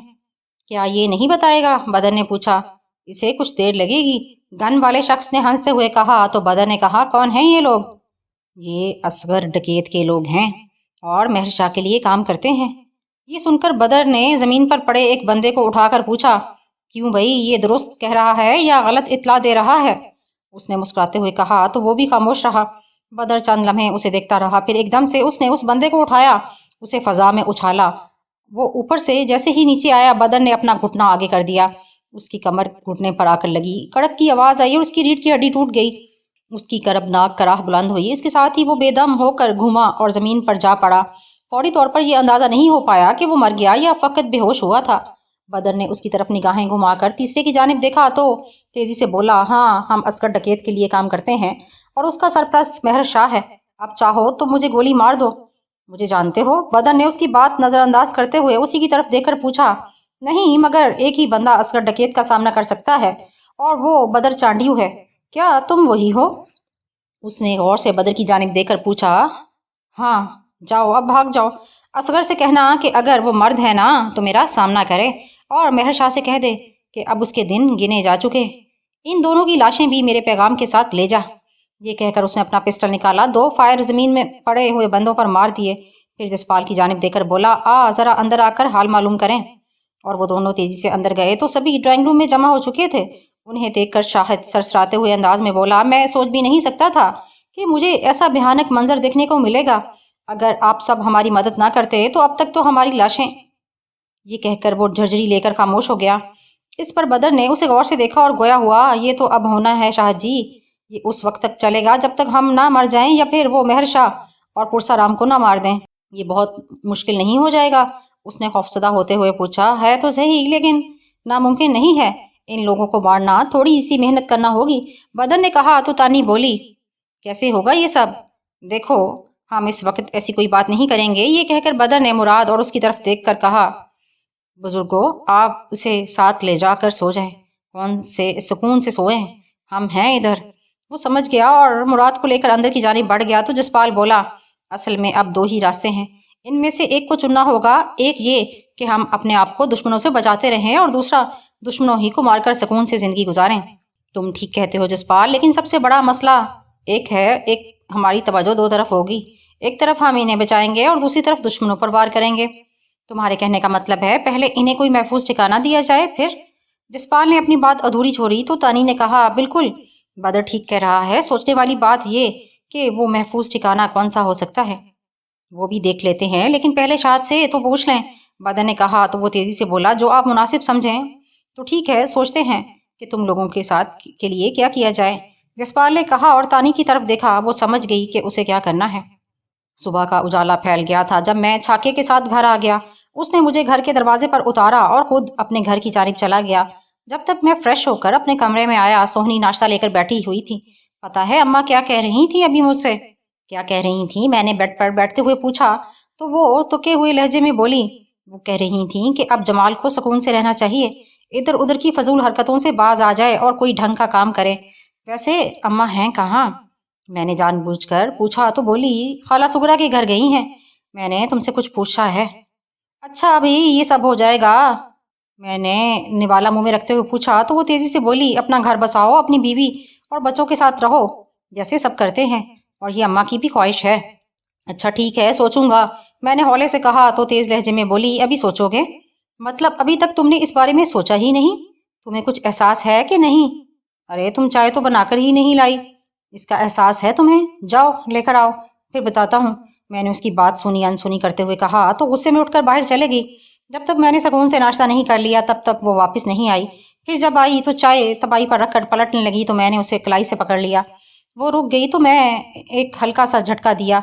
वो कटी हुई शाख की मानद बेड पर आ गिरी। मैंने उसे अपने साथ लगाते हुए कहा सोहनी, मैं जानता हूँ कि तू क्या सोच रही है और तुम्हें भी पता है कि हम इस वक्त कितनी बड़ी दुश्मनी में घिरे हुए हैं।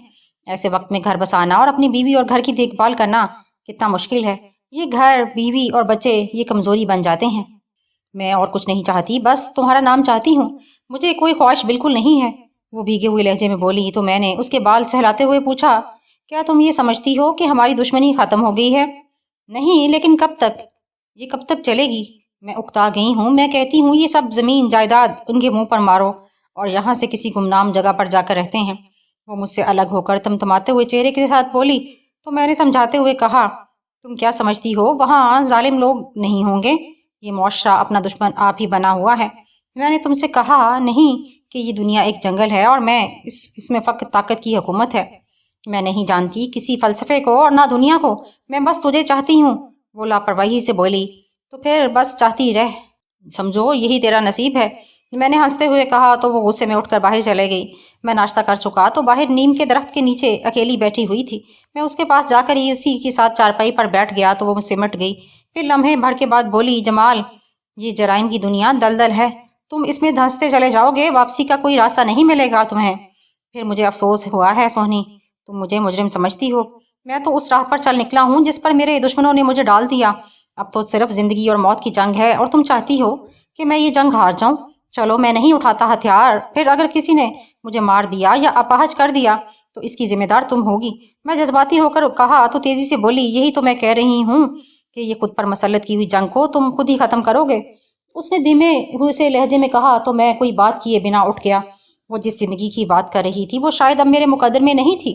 मैं उलझे हुए दिमाग के साथ सहन से निकलकर बाहर वाले कमरे में आ तो गया, लेकिन एक तीखी सोच मेरे दिमाग में दर आई थी। ये सोहनी एकदम से इतनी खौफजदा क्यों हो गई है? वो जो मेरे साथ जिंदगी और मौत के सफर पर चल निकली थी, उसने इस कदर खौफजदा होकर बात क्यों की थी? क्या वाकई ही अम्मा ने उसे ऐसा कहने को कहा था? बहुत सारी सोचें मेरे दिमाग में उलझती चली जा रही थीं। मैंने उन सबको झटका और अपने जहन को छाके की तरफ लगा दिया जो अभी तक वापस नहीं पलटा था। मैंने उसके नंबर मिलाए, उसका फोन बंद था। मुझे एकदम से तशवीश होने लगी। मैंने फौरी तौर पर इधर उधर नंबर मिलाए, उसके इन साथियों से पूछा जो उसके साथ हमा वक्त रहते थे, लेकिन किसी को भी उसके बारे में नहीं पता था। हर एक का यही कहना था कि उन्होंने कल रात के बाद उसे नहीं देखा। मैंने हर एक से यही कहा कि उसका फौरन पता करें कि वो किधर चला गया। मुझे एकदम से उसके बारे में तशवीश होने लगी थी, क्योंकि मैं चाह रहा था कि उसके साथ बाहर निकलूं और मालूम करूं कि रात की कार्रवाई के बारे में किसी को पता भी है या नहीं।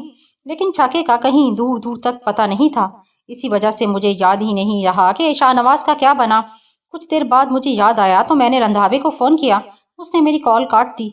मैंने फिर कोशिश की तो उसका फोन मसरूफ जा रहा था। फिर दिमाग एकदम से घूम गया। अब सवाए इंतजार के मेरे पास कोई चारा नहीं था। मुझसे कमरे में नहीं बैठा गया। मैं उठा और सहन में से होकर गली में आ गया। मैं आहिस्ता आहिस्ता कदमों से चौक की तरफ जाने लगा तो पीरज़ादा वकास का फोन आ गया। जी पीरज़ादा साहेब, कैसे याद कर लिया? मैंने अपने खुशगवार लहजे को बनाते हुए पूछा तो उसने ठहरते हुए लहजे में कहा, तुम्हारा यार छाका किधर है? पता है उसके बारे में? नहीं, क्यों, क्या हुआ उसे? वो अपने घर में होगा, मैंने उलझते हुए कहा तो वो बोला, اس کے بارے میں پتہ چلا ہے کہ زخمی حالت میں ہسپتال پڑا ہے۔ بتانے والے نے شبہ بتایا ہے، ممکن ہے وہ نہ ہو، ہسپتال میں پتہ کر لے۔ اس نے بتایا تو میں ایک دم سے پریشان ہو گیا۔ میں نے چوک میں پہنچنے تک اس کے ساتھیوں کو فون کر دیا۔ کچھ ہی دیر بعد اکبر نامی ایک نوجوان بائک لے کر آ گیا تاکہ ہسپتال جا کر چھاکے کا پتہ کیا جائے۔ میں اس کے ساتھ بیٹھا اور ہم قصبے کے ہسپتال کی طرف چل دیے جو وہاں سے چند ہی کلومیٹر تھا۔ ہم نور نگر سے نکل کر ہسپتال کے آدھے راستے میں تھے۔ اکبر تیزی رفتاری سے بائک بھگائے لے جا رہا تھا۔ اچانک ہمارے دائیں جانب سے ایک کار تیز رفتاری سے نکلی۔ اس نے کچے میں کار اتاری تو دھول کا ایک غبار اٹھا جس سے سامنے کچھ بھی دکھائی نہیں دیا۔ جیسے ہی دھول صاف ہوئی تو سرخ رنگ کی کار بالکل سڑک کے درمیان کھڑی تھی۔ اس کے پیچھے دو سیاہ رنگ کی کیبن گاڑیاں تھیں جنہوں نے پورا راستہ روکا ہوا تھا۔ میں چونک گیا اور پوری طرح الرٹ ہو گیا۔ اکبر کو بائک روکنا ہی تھی۔ جیسے ہی اس نے بائک روکی اچانک ہی سامنے سے کئی سارے لوگ نکل آئے۔ ان میں ایک لمبا تڑنگا نوجوان تھا جس کے ہاتھ میں پسٹل تھا۔ باقی کئی لوگ گنے تھامے ہوئے تھے۔ نوجوان نے اپنا چشمہ اتارا، میرے قریب آ کر سچ سے لہجے میں بولا، نیچے اترو۔ کیوں؟ میں نے پوچھا۔ اس کے ساتھ ہی اس نے ہاتھ گھمایا اور اس کا پسٹل سمیت ہاتھ میری گردن پر پڑا۔ اس سے پہلے کہ میں سنبھلتا اس نے دوسرا ہاتھ چھوڑ دیا۔ میں بائک سے نیچے گرا ہی تھا کہ اس کے ہاتھ آئے کئی سارے لوگ میری جانب بڑھے۔ میں نے ایک جست لگاتے ہوئے اونچی آواز میں کہا، اکبر نکل جا۔ انہوں نے اکبر کی طرف دیکھا تک بھی نہیں بلکہ میری طرف بڑھ آئے کیونکہ میں سڑک کے بائیں جانب کھیتوں کی طرف بھاگا تھا۔ اسی وقت میرے ارد گرد فائر ہونے لگے۔ مجھے یقین ہو گیا کہ وہ مجھے زندہ پکڑنا چاہتے ہیں۔ میں نے اکبر کو نکلتے ہوئے دیکھ لیا تھا، اس لیے بے پرواہ ہو کے فصلوں کی جانب بڑھا تھا، مگر وہ مجھ سے بھی تیز نکلے۔ انہوں نے فائر بند کیا اور میرے پیچھے لپکے۔ میں زیادہ دور نہیں جا سکا تھا کہ انہوں نے مجھے پکڑ لیا۔ وہ کئی سارے لوگ تھے۔ انہوں نے مجھے پکڑتے ہی بے تحاشا مارنا شروع کر دیا۔ میں نے جہاں تک ہو سکا مزاحمت کی۔ ایک بار میں ان کے چنگل سے نکل بھاگا تھا مگر وہ سارے ہی فائٹر تھے۔ تقریباً 10-12 منٹ کے بعد میں اس وقت بے بس ہو گیا جب کسی نے میرے سر پر پسٹل کا دستہ مارا۔ اس وقت میں ہوش و حواس کھو بیٹھا اور مجھے پتہ ہی نہیں رہا کہ میں کہاں ہوں اور میرے ساتھ کیا ہو رہا ہے۔ ایئرپورٹ روڈ پر وہ گلستان جوہر کا علاقہ تھا جس میں ایک کافی کشادہ اور نیم تعمیر شدہ کوٹھی تھی جس میں وہ سب پہنچ گئے۔ جسپال اور تانی نے علاقہ پہلی بار دیکھا تھا جبکہ بدر اس علاقے میں رہتا تھا۔ ناشتہ وغیرہ کرنے کے بعد مراد اور اس کے دادا کو ایک کمرے میں سلا دیا گیا۔ وہ پانچوں ڈرائنگ روم میں آ بیٹھے۔ تبھی جسپال نے بدر سے پوچھا، اب تم اپنا تعارف کرا دو۔ اس پر وہ ذرا سا مسکرایا اور پھر بولا، کہاں سے سنو گے؟ بچپن سے یا؟ اس نے خوشگوار لہجے میں کہنا چاہا تو تانی نے تیزی سے کہا، نہیں، وہاں سے بتاؤ جہاں سے تمہیں ہمارے بارے میں پتہ چلا تھا۔ تمہاری کہانی پھر سن لیں گے۔ اس کے یوں کہنے سے ماحول کافی حد تک خوشگوار ہو گیا۔ بدر لبوں پر مسکراہٹ لاتے ہوئے بولا، میں تم لوگوں کے لیے غیر نہیں، میرا تعلق بھی روہی سے ہے۔ میں نے بھی وہاں کچھ عرصہ گزارا ہے۔ اب بھی تم وہاں بات کر کے تصدیق کر لینا۔ یہ کہہ کر اس نے ایک طویل سانس لی اور بولا، میں کل دبئی میں تھا جب مجھے فوراً یہاں پہنچ جانے کو کہا گیا۔ یہ علاقہ میرا ہے۔ ویسے تو مجھ سے کئی بڑے مگرمچھ یہاں پر ہیں لیکن میں اپنے طریقے سے رہتا ہوں اس لیے زیادہ گڑبڑ نہیں ہوتی۔ خیر یہاں آ کر تم لوگوں کے بارے میں پتہ چلا۔ شام تک مجھے یہ اطلاع مل گئی کہ اصغر ڈکیت کے لوگ تم لوگوں کو پکڑنے والے ہیں۔ کہاں سے پتہ چلا؟ تانی نے پوچھا۔ یہاں کے میرے اپنے ذرائع نے بتایا۔ مہر شاہ کے بارے میں مجھے معلوم ہو چکا تھا۔ میں یہ معلوم کر رہا تھا کہ وہ اصل میں چاہتے کیا ہیں۔ وہ سب پتہ کر کے میں تم لوگوں تک آنا چاہتا تھا۔ تو کیا اس بارے میں پتہ چلا؟ جسپال نے پوچھا۔ ہاں پتہ چلا۔ وہ صرف سارا ہی کو مارنا نہیں چاہ رہے بلکہ وہ شاہد سمیت اس کے گھر والوں کو بھی ختم کرنا چاہتے ہیں۔ یہ ذمہ داری مہر شاہ نے اس لیے لی ہے کہ پرسارام نے ساری جائیداد میں سے آدھی جائیداد کی قیمت مہر شاہ کو دینے کا وعدہ کیا ہے۔ بدر نے کہا تو جسپال بولا، اگر یہ بات ہے تو ہم اس پرسارام کے بچے، ارے بھول جاؤ انہیں، وہ اپنے بچے لے جا چکے ہیں ابراہیم کو مار کر۔ بدر نے افسردہ لہجے میں کہا تو انہیں ایک دم سے شوق لگا۔ یہ کیسے ہوا؟ تانی نے تیزی سے پوچھا۔ اصل میں بات یہاں تک محدود نہیں رہی تھی۔ اسے سیاسی ایشو بنایا جا رہا تھا اور پرسارام نے اسے پوری طرح سیاسی ایشو بنا لیا تھا۔ بس پھر بہت سارے سیاسی لوگ اس دباؤ میں آ گئے۔ بدر تم صاف بات کیوں نہیں بتا رہے؟ کیسا سیاسی ایشو؟ سارا نے ایک دم سے کہا تو بدر نے اس کی طرف دیکھا اور بولا، تم جانتی ہو کہ پرسارام یہاں کے ہندوؤں میں اپنا اثر رسوخ رکھتا ہے۔ اس نے اپنے بڑوں سے بات کی، انہیں موقع مل گیا اور وہ لوگ جو بھارت یاترا کے لیے جاتے ہیں انہیں میڈیا پر اس طرح پیش کیا جانے لگا کہ جیسے یہ پاکستان سے تنگ آ کر یہاں سے ملک چھوڑ کر جا رہے ہیں۔ بھارتی میڈیا نے اس ایشو کو بہت اٹھایا۔ دنیا پر یہ ثابت کیا جانے لگا کہ پاکستان میں ہندو کمیونٹی پر بڑا ظلم ہو رہا ہے۔ بات حکومتی ایوانوں تک جا پہنچی اور جس سے ان کو بڑا فائدہ ہوا۔ پرسارام نے ان سے گٹھ جوڑ بھی کر لیا۔ لیکن کیسے؟ جسپال نے جذباتی لہجے میں پوچھا۔ पाकिस्तानी हुकूमत से मदद लेकर अपने बच्चे वापस लिए। इलाके में मेहर शाह जैसे बंदे से गठजोड़ किया, अपनी कम्युनिटी में बाअसर हुआ, भारत नवाज लोगों की नज़रों में आ गया। अब वो इससे हर तरह का काम लेंगे, वो उसे पूरी मदद देंगे और वो इलाके में मजबूत जिम्मेदार के तौर पे उभरेगा। बदर ने तफसील बताई तो शाहिद रूहानसा होकर बोला, सारा खेल लालच का है और इसमें बेचारा इब्राहिम काम आ गया। अब क्या करना है, जसपाल ने पूछा तो बदर ने जवाब दिया, देखो सारा और शाहिद कब तक यहाँ छुपे रहेंगे, हमें इन्हीं का ख्याल रहेगा। अस्कर डकैत या मेहर शाह के बंदों को मैं संभाल लूंगा, मगर जो राह के लोग इनके पीछे लग चुके हैं इनके लिए बहुत मुहतात होना पड़ेगा। तुम्हें कैसे यकीन है कि राह के लोग? जसपाल ने पूछा तो बदर बोला, मेहर शाह कौन है, यहाँ पर हर मजबूत आदमी के पीछे कोई ना कोई कुव्वत है। मैं भी कुछ नहीं मगर मुझ पर। वो कहते हुए रुक गया। तो फिर क्या करें, तानी ने पूछा। ये लोग अभी इधर ही रहेंगे, ये शहर इन्हें चंद दिन तो छुपा लेगा। हम तीनों आज ही सखर जाएंगे, ये चारों मेरे लोगों के हवाले हैं और हम तीनों अपना काम मुकम्मल करेंगे। मजीद अगर कोई बात पूछना चाहती हो तो रोही फोन कर लो, मुझे अभी बहुत से काम है, बदर ने कहा और उठकर बाहर की जानिब चला गया। जसपाल बहुत कुछ तेजी से सोचता हुआ चला जा रहा था। मुझे जब होश आया तो मैं एक नीम तारीख कमरे के यक फर्श पर पड़ा हुआ था। मेरे हाथ बंधे हुए थे, मुझे कुछ भी अंदाजा नहीं था कि मैं कहाँ हूँ और कितनी देर तक बेहोश रहा हूँ। सबसे पहले मेरे जहन में यही सवाल आया कि ये कौन लोग हैं जिन्होंने मुझे अगवा किया है। लाशऊरी तौर पर मेरा ध्यान चौधरी शाहनवाज की तरफ जाता था। मुझे तो ये भी मालूम नहीं था कि उसके साथ क्या हुआ, उसे पकड़ा अब भी था या इन्हें छोड़ दिया था गया, या फिर वो हत्थे ही नहीं चढ़ा। मेरा दिमाग घूम रहा था और मेरे बदन से टीसें उठ रही थी।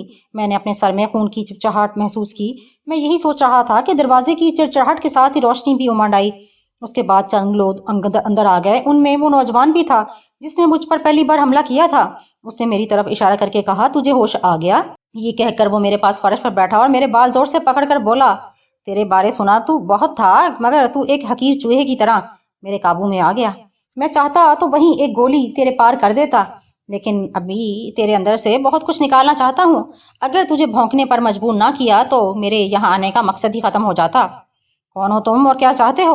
मैंने पूछा तो वो एकदम कहका लगाकर बोला, गुड, बोलता भी है, चल बोल, ये एतराफ कर कि रात तूने ही हमारे बंदे पकड़वाए हैं। जब तक तू अपने बारे में नहीं बताएगा मुझसे कुछ नहीं पूछ सकेगा। मैंने ये कहा ही था कि उसने मेरा माथा जोर से फर्श पर मारा तो मेरी आंखों के आगे सितारे नाच गए। मैंने खुद पर काबू पाया तब तक वो उठकर खड़ा हो गया और उसने मेरी पसलियों पर ठोकर मारते हुए कहा, एक हकीर चूहा मुझसे सवाल कर रहा है कि मैं कौन हूँ? अभी बताऊंगा, जब तुम अपनी आखिरी सांसों पर होगे। तुम्हें खुद पर अफसोस होगा कि तुम भारत में दिलजीत सिंह बनकर किस तरह गए थे। मतलब तुम भारतीय हो? मैंने इंतहाई नफरत से कहा तो वो हकारत से बोला, हाँ मैं भारतीय हूँ और सिर्फ तेरे लिए यहाँ आया हूँ। मैं तुझे खुद अपने हाथों से मारूंगा। बोल, शाहनवाज और मेरे साथी कहाँ हैं?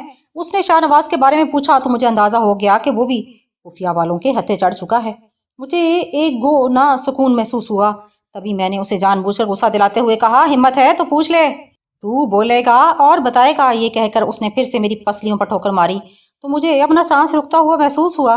मैंने एक तवील सांस लिया और उसकी तरफ देखता हुआ बोला, देख तू जो कोई भी है, इस तरह बंधे हुए को कोई भी मार सकता है। तेरे जैसे 4 हिजड़े भी ऐसा ही करेंगे। तेरी मर्दानगी तो मैं तब देखूं जब तू मेरे हाथ में हाथ डाले।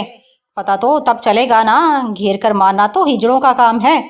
इसकी बातों में मत आना बॉस, ये बड़ा खतरनाक आदमी है। उसके पीछे खड़े एक और गन बरदार ने कहा तो वो दांत पीसते हुए बोला, बोल हमारे आदमी कहाँ हैं? हाथ में हाथ डाल के पूछ हिजड़े।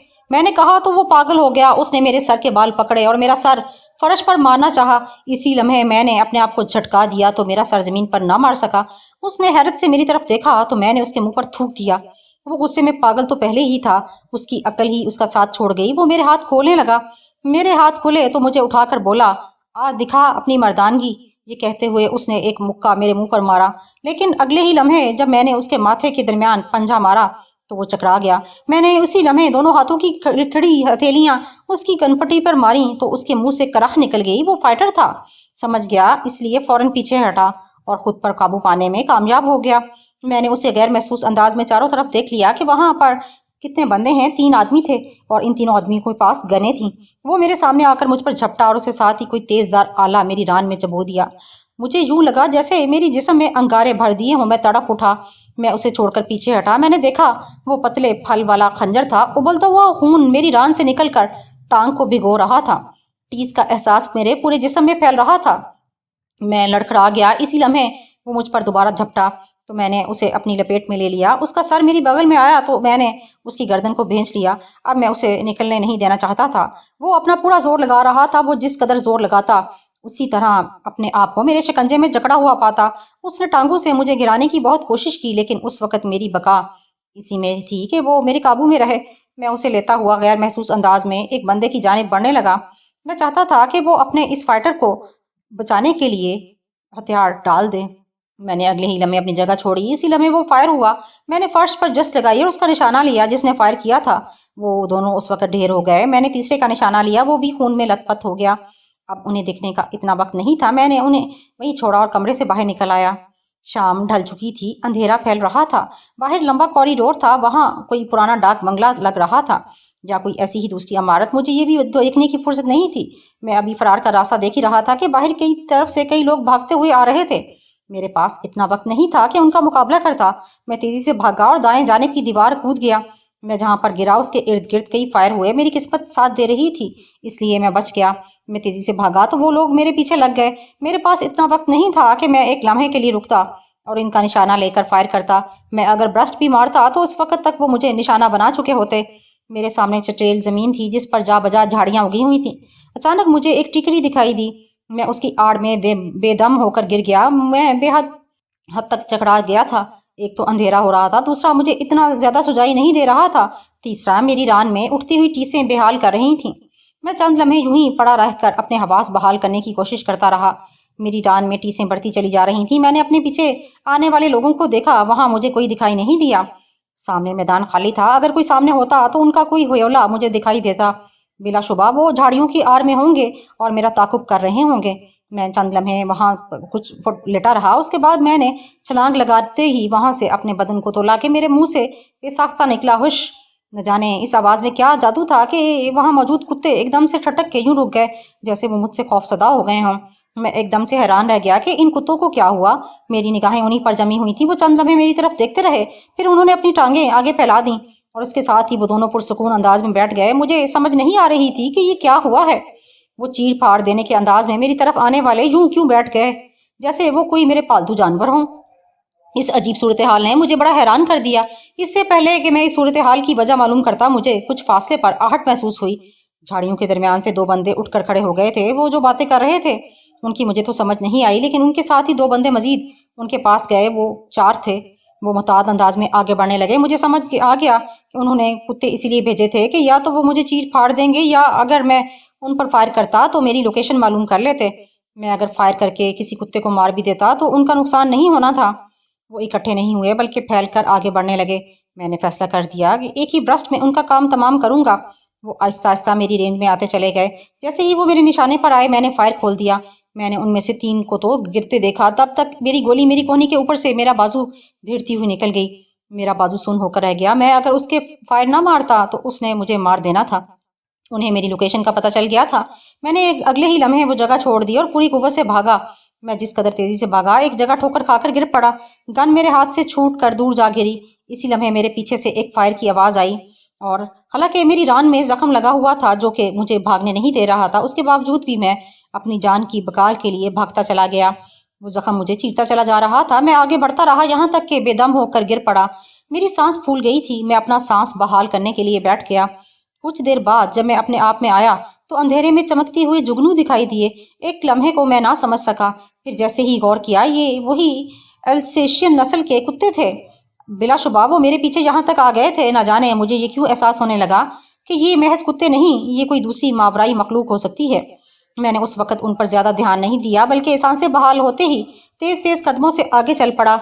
मेरे साथ वो कुत्ते भी चल पड़े। मैं किसी बस्ती की तलाश में था। इससे ना सिर्फ मुझे ये अंदाजा हो जाता कि मैं कहाँ पर हूँ बल्कि मुझे वहां से कोई मदद भी मिल सकती थी। चटेल मैदान खत्म हो गया। दो रेतली और दलदली जगह महसूस होने लगी। अचानक मेरे सामने दरिया आ गया। मैंने मगरिब की जानिब देखा। चांद के कोई आसार नहीं थे। अंधेरा गहरा हो रहा था। मेरे पास दो ही रास्ते थे, या तो मैं यहीं बैठकर सारी रात इंतजार करता या फिर दरिया में कूद कर पार उतरने की कोशिश करता। मैं काफी देर तक सोचता रहा कि क्या करूं। दूसरा किनारा दिखाई नहीं दे रहा था और न जाने उसका पाट कितना था। मैं अगर तैरते हुए रास्ते में ही एकदम हो गया, बेदम हो गया तो क्या करूंगा। सिवाय डूबने के और कोई रास्ता नहीं था। यहाँ बैठे रहने से मेरे जख्म में जहर भर जाने का अंदेशा था। मुमकिन है मुझे होश ही ना रहता। सुबह तक न जाने कौन कौन से जानवर मुझे हड़प कर जाते। मैं अभी इसी उलझन में था कि अचानक मुझे मुतहरक रोशनी दिखाई दी। मैंने गौर किया, वो 3 गाड़ियां थीं। बिलाशुबा वो मेरी तलाश में थे, वरना इस वक्त इन गाड़ियों का वहां क्या काम था। इस वक्त मैं नाहत्ता और जख्मी था। मैं चाहता भी तो कब तक उनका मुकाबला कर सकता था। मैं कोई आड़ तलाश करने लगा, तभी मेरे दिल में आई कि इनसे बचते रहने के बजाय दरिया पार करने की कोशिश कर। अगर जिंदगी हुई तो पार कर जाएगा, अगर मौत है तो वो लोग मुझे मारने या फिर मुझे जिंदा पकड़ने के लिए सर पर पहुंच जाने वाले हैं। फिर मैंने मजीद नहीं सोचा और दरिया में छलांग मार दी। सर्द पानी ने मुझे सर से पांव तक सून कर दिया। मैं कुछ देर बाद पानी की सतह पर आया तो मैं ये देखकर हैरान रह गया कि वो दोनों कुत्ते मेरे दाएं बाएं तैरते चले आ रहे थे। एकदम से मेरा हौसला बुलंद हो गया। मैंने दोनों को अपने साथ लगाया और अपना सारा बोझ उन पर डालकर खुद को पानी के हवाले कर दिया। मैं उन कुत्तों के साथ पानी के बहाव की जानिब बहता चला गया। न जाने कितनी देर तक मैं बहता रहा। मैंने पीछे मुड़कर नहीं देखा। मैं दूसरे किनारे लगा तो मेरे हवास पूरी तरह बहाल थे। मैं पानी से बाहर आया तो मेरे सामने एक ह्योला सा लहराया। मैंने गौर से देखा, धीमी धीमी रोशनी तेज होने लगी। मैं उधर देख रहा। वो जैसे ही ह्योला मेरे करीब आया तो मैंने उन्हें पहचान लिया। मेरे सामने वही रूही वाले बाबा खड़े थे। उनके आसपास एक रोशनी का हाला था जिसमें साफ तौर पर दिखाई दे रहा था। मैं एकदम से चकरा गया। वो मेरी जानिब गौर से देख रहे थे। उन्होंने अपना असा बुलंद किया और ऊंची आवाज में कहा, आज तू दरिया पार ना करता तो अपनी मंजिल खोटी कर लेता। घबरा मत, अभी तुझे कुंदन बनना है। कुंदन। मैं हाजिर बाबा जी, मैंने पूरे खलूस से कहा। तो वो इसी रोब से बोले, इस दुनिया में एक मखलूक मुनाफिकों की है जो इन कुत्तों से भी बदतर है। कुत्ते को मालूम है कि उसका मालिक कौन है, लेकिन इन मुनाफिकों को नहीं मालूम। और तू अपने बारे में जान ले कि अभी तू सिर्फ ऐसा कलंदर ही है जो कुत्ते और बंदर नचा सकता है। नचा अभी ये कुत्ते बंदर नचा। अभी तेरी मंजिल बड़ी दूर है। जा, अब जा। उन्होंने तेज तेज कहा और मुड़कर चल दिए। रोशनी मादूम होती चली गई और वो अंधेरे में गायब हो गए। मैं हैरत में डूबा उनके लफ्जों पर गौर करता रहा। ये कैसा मंजर था, मुझे इसकी समझ नहीं आई थी। सखर पहुंचते ही उन्हें शाम हो गई। इब्राहिम बेचारा अब इस दुनिया में नहीं रहा था, वरना वो सीधे वहीं जाते। एयरपोर्ट से बाहर निकलते ही एक 4 व्हील जीप उनकी मुंतजिर थी। बदर ड्राइवर के साथ बैठ गया। जसपाल और तानी पिछली सीट पर बैठे ही थे कि ड्राइवर चल दिया। कुछ ही देर बाद वो बाईपास पर चढ़ा तो बदर ने उससे पूछा, बचल किधर है? इधर शहर ही में है या? उसने फिक्रा अधूरा छोड़ दिया। जिस पर ड्राइवर ने कहा, इधर नहीं है, लेकिन वो आज ही से तुमसे राब्ता करेगा। वो काम ही से गया है। कब गया था? बदर ने पूछा। तुम्हारा फोन आने के बाद निकल गया था, ड्राइवर ने जवाब दिया। तो जीप में खामोशी छा गई। उनके सफर का इख्तिताम एक ऐसे डेरे पर हुआ जहां 3 तरफ बाग था। एक तरफ कच्चा रास्ता था जो खेतों की तरफ जाता था। ऊंची 4 दीवारी के अंदर काफी सारे कमरे बने हुए थे जिनकी हालत बहुत अच्छी थी। वो एक कमरे में जा बैठे थे कि उनके लिए ताज़ा ऑरेंज का जूस आ गया। वो जूस पी रहे थे कि बदर को बचल का फोन आ गया। वो उसी से बातें करने लगा। कुछ देर के बाद उसने फोन बंद करके जेब में रखा और उन दोनों को की तरफ देखकर बोला, मैं जिस बचल की बात कर रहा हूँ ये डेरा उसी का है और इस इलाके के बारे में बहुत अच्छी तरह जानता है और इस वक्त वो पुरसाराम के इलाके में मौजूद है। यहाँ से कितनी दूर है? तानी ने पूछा। 15 मिनट के फासले पर, बदर ने सुकून से कहा। तो तेजी से बोली, मतलब हम बहुत करीब हैं? करीब तो हैं, लेकिन वहाँ बहुत सिक्योरिटी है। पुरसाराम ने अपने इर्द गिर्द ऐसा माहौल बनाया हुआ है कि कोई भी उस तक रसाई नहीं ले सकता। बदर ने काफी हद तक तशवीश से कहा। तो जसपाल बोला, वो तो वहां जाकर देख लेंगे, मजीद क्या बताता है वो? चल, मतलब उसने अपने बंदे फैला दिए हैं पूरे गांव में जो उसे वहां की रिपोर्ट दे रहे हैं। मेरा ख्याल है कि जब तक वो ग्रीन सिग्नल नहीं दे देता हमें यहाँ इंतजार करना चाहिए। बदर ने मोहतात लहजे में कहा। तो जसपाल बोला, चाहे इसमें जितना वक्त लग जाए, जाहिर है हमें यहाँ खुदकुशी तो नहीं करने आए ना। साफ मंजर साफ होगा तो ही कुछ करेंगे, बदर ने मुस्कुराते हुए कहा। तो जसपाल बोला, ये इंसानी फितरत है बदर कि हद से ज्यादा सिक्योरिटी से बंदा लापरवाह हो जाता है, और ये भी है कि जो अपनी सिक्योरिटी जितनी रखता है उतना ही बुज़दिल होता है। उसके गुमान में भी नहीं होगा कि हम उस पर हमला कर सकते हैं। मेरे ख्याल में ये रात सबसे अहम है। अगर इस रात हमने कुछ कर लिया तो ठीक, वरना फिर शायद ही हम कुछ कर पाएंगे। मैं नहीं जानता कि तुम्हारे जहन में क्या है, लेकिन अगर तुम आज रात ही चाहते हो तो मैं तैयार हूँ, चलते हैं। बदर एकदम से मान गया। इनमें लम्हा भर की खामोशी छा गई। अच्छा बदर, तुम ऐसा करो, बचल से पूछो सूरत हाल क्या है, अगर हम आज ही आना चाहें तो। तानी ने सोचते हुए लहजे में कहा। ओके, मैं पता करता हूँ, उसने कहा और बाहर की जानिब चला गया। कुछ ही देर बाद वो वापस आ गया। उसके चेहरे पर मायूसी फैली हुई थी। क्या हुआ? तानी ने उसकी तरफ देखते हुए पूछा। तो वो ढीले से अंदाज में बोला, पुरसाराम अपने खानदान समेत गाँव में नहीं है। गाँव में नहीं है? किधर गया वो? जसपाल ने तेजी से पूछा। तो उसने बताया, यही तो अभी मालूम नहीं हुआ। बचल को जैसे ही पता चला वो हमें बता देगा। ओह, मैं तो चाहता था कि आज रात ही। जसपाल ने कहा तो बदर बोला, ये मुमकिन नहीं है, बचल का इंतजार करना पड़ेगा। सरे शाम ही उन्होंने रात का खाना खाया। वहां के लोगों ने बहुत तकल्लुफ से काम लिया था। उन्होंने चाय पी, कमरे से बाहर आ गए। अंधेरा काफी गहरा हो गया था। अभी वो एक कमरे में ही पड़े थे कि आधी रात के करीब बचल ने उनके वापस आ जाने की इतला दी तो सब वहीं इकट्ठे होकर बैठ गए। बच्चन ने वहाँ की पूरी तफसील बताते हुए कहा, वो अपने खानदान के साथ साधु बेला गया हुआ है। मुझे जब पता चला तो मैंने उसकी पूरी तहकीक करके ही वापस आया। अब या तो उसे वहीं देख लिया जाए या फिर कल रात का इंतजार किया जाए। ये साधु बेला क्या है? तानी के पूछने पर बचल ने उसे बताया, ये एक पुराना मंदिर है, यही सखर में दरिया सिंध के दरमियान। वो सफेद मंदिर काफी पुराना है, वहां तक कश्तियों ही के जरिए पहुंचा जा सकता है। तुम्हें यकीन है वो इस वक्त कहाँ पर होगा? जसपाल ने पूछा। पूरा यकीन है तो ही वापस लौटा हूँ, बाकी मेरे बहुत सारे लोग उधर हैं। जैसे ही वो वापस आया मुझे पता चल जाएगा। अब क्या करें? तानी ने कहा, चलते हैं उधर साधु बेला, अगर आप लोगों ने भी जाना है तो। बच्चन ने कहा तो बदर ने नफी में सर हिलाते हुए कहा, नहीं, वो इबादत गाह है, किसी की भी है, मैं वहां खून खराबा नहीं चाहता। हम इन्हें गांव वापस आ जाने पर ही देखेंगे। तो अब तानी ने पूछा, आप मैडम ऐसा करो, इधर आराम करो, कल देखते हैं क्या होता है। अब तो मजबूरी है, बच्चन ने कहा। तो उन्होंने सुकून से सो जाने का फैसला कर लिया। बच्चल के लोग सिक्योरिटी पर थे, लेकिन उन्होंने अपने तौर पर एक दूसरे से हिफाजत भी तय कर ली। सुबह होते ही उन्होंने पुरसाराम के बारे में पूछा। वो अभी तक गांव वापस नहीं लौटा था। उन्होंने नाश्ता भी किया और बच्चल के साथ लेकर बागी की तरफ चले गए। दोपहर के वक्त उन्हें इतला मिली कि वो वापस लौट आया है और अब अपने घर गांव में है। ये सुनते ही बच्चल सुल्तानपुर निकल गया। उन्होंने भी इतला मिलते ही वहां से निकलने का फैसला कर लिया। शाम हो रही थी जब वो वहां से निकल पड़े। जीप के पास वही कल वाला ड्राइवर खड़ा था। उन्हें देखते ही ड्राइविंग सीट पर बैठ गया। आधे घंटे बाद वो सुल्तानपुर के मुजाफात में थे। सफर के दौरान उनका बचल से मुसलसल राब्ता था। उसने इलाके के इन डाकुओं को साथ मिला लिया था जिन्होंने इलाके पर खौफ तारी किया हुआ था। वो उनसे पहले पहुंच गया, इसलिए वो सुल्तानपुर के मजाबात में ही उन्हें मिल गया। वो इन्हीं में मौजूद एक खेतों में छोटे से डेरे में ले गया जो काफी कच्चा था और काफी हद तक उजाड़ था। कुछ देर बातों के बाद जसपाल ने अपने जहन में प्लानिंग कर ली।